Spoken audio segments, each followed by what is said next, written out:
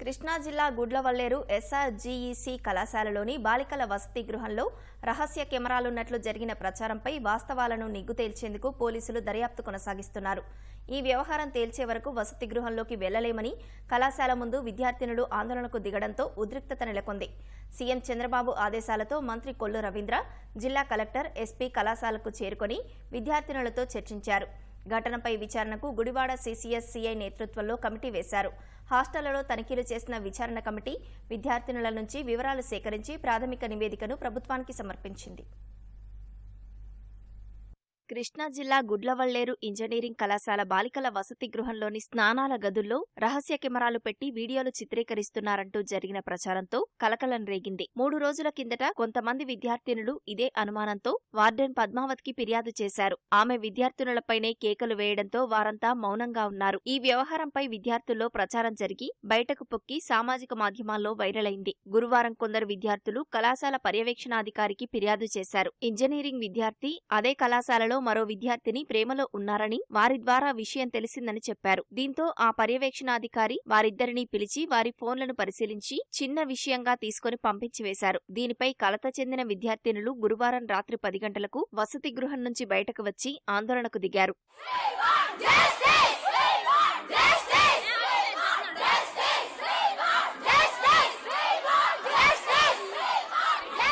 విద్యార్థినుల నిరసనపై CM Chandrababu తీవ్రంగా స్పందించారు. తప్పు జరిగితే బాధ్యులపై కఠిన చర్యలు తీసుకోవాలని ఆదేశించారు. సీఎం ఆదేశాలతో జిల్లా యంత్రాంగం కదిలింది. మంత్రి కొల్లు రవీంద్ర, జిల్లా collector DK Balaji, SP Gangadhar హుటాహుటిన కళాశాలకు చేరుకుని పరిస్థితిని సమీక్షించారు. మహిళా సీఐ ఆధ్వర్యంలో సాంకేతిక బృందాన్ని విచారణకు నియమించారు. విద్యార్థినుల ఫిర్యాదులపై నిర్లక్ష్యంగా వ్యవహరించిన వార్డెన్ పద్మావతిపై చర్యలకు ఆదేశించారు. వసతి గృహంలో రహస్య కెమెరాలు లేవని ధృవీకరిస్తేనే తాము లోపలికి వెళ్తామని విద్యార్థినులు బయటే ఉండిపోయారు. దీంతో బాంబు స్క్వాడ్, ఎలక్ట్రానిక్ పరికరాలను గుర్తించే పరికరాలతో పోలీసులు సోదాలు చేశారు. ఆరోపణలు వచ్చిన ఇంజనీరింగ్ 4వ సంవత్సరం విద్యార్థిని పోలీసులు అదుపులోకి తీసుకున్నారు. మరో విద్యార్థినిని యాజమాన్యం అదుపులో ఉంచారు. వారి వద్ద ఉన్న ఎలక్ట్రానిక్ పరికరాలను స్వాధీనం చేసుకున్నారు. కమిటీ పూర్తి స్థాయిలో విచారణ చేసి నివేదిక ఇస్తుందని, దోషులపై కఠిన చర్యలు తీసుకుంటామని మంత్రి కొల్లు రవీంద్ర హామీ ఇచ్చారు. పోలీస్ కస్టడీలోకి తీసుకుంటారు. దాంట్లో అటువంటి ఇమీడియట్ విచారణ కోసం వాళ్ళు తీసుకోవడం జరుగుతుంది. తర్వాత మనోళ్ళు అక్కడ షవర్ రోడ్ తీసుకెళ్లారని చెప్తున్నారు.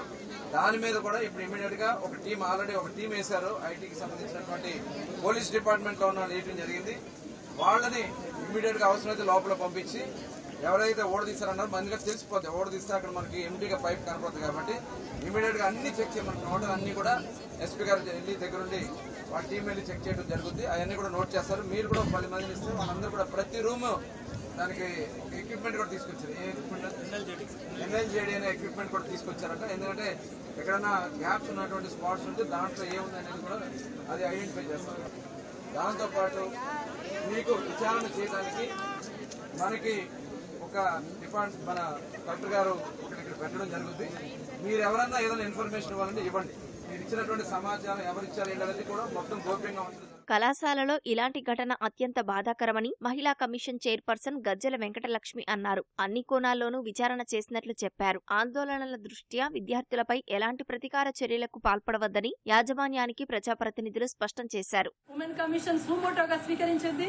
ఇక్కడికి వచ్చి వారందరికి దీని వెనక ఉన్నటువంటి సంఘటనలు, వారి దగ్గర ఉన్న ఆధారాలు కూడా సేకరించడం జరిగింది. మేము కూడా ప్రతి చోట కూడా కలయతిరిగాము. దీని మీద ఈ యాజమాన్యానికి నోటీసులు సర్వ్ చేస్తాము. అదేవిధంగా పూర్తిగా కొన్ని సాక్ష్యాలు సేకరించే పని కూడా విద్యార్థినులకు మా ఫోన్ నెంబర్ ఇవ్వడం జరిగింది. అవన్నీ చూసిన తర్వాత ఖచ్చితంగా చర్యలు తీసుకుంటాం. నా దగ్గరకు వచ్చేసరికి ఇది వెంటనే అదే టైంలో మన పోలీసు వారు కూడా వచ్చారు.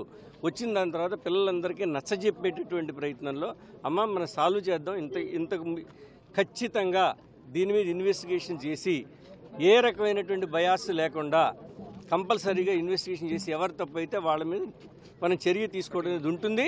ఎవరిని కాలేజీ కాపాడమనో లేదా బయాస్డ్గా ఉండడం అనేది ఉండదు. హాల్ టికెట్లు ఇవ్వకపోవడం, సర్టిఫికెట్ల జారీ నిలిపివేయడం లాంటివి చేయొద్దని సూచిస్తూ కళాశాల యాజమాన్యంతో సర్క్యులర్ జారీ చేయించారు. 3 రోజుల పాటు కళాశాలకు యాజమాన్యం సెలవులు ప్రకటించింది. కళాశాలలోకి వెళ్లేందుకు యత్నించిన వైసీపీ నేతలను పోలీసులు మెయిన్ గేట్ వద్ద అడ్డుకున్నారు. ప్రభుత్వం విచారణ చేపట్టినా వైసీపీ నేతలు రాజకీయం చేస్తున్నారంటూ కళాశాల విద్యార్థినులు మండిపడ్డారు.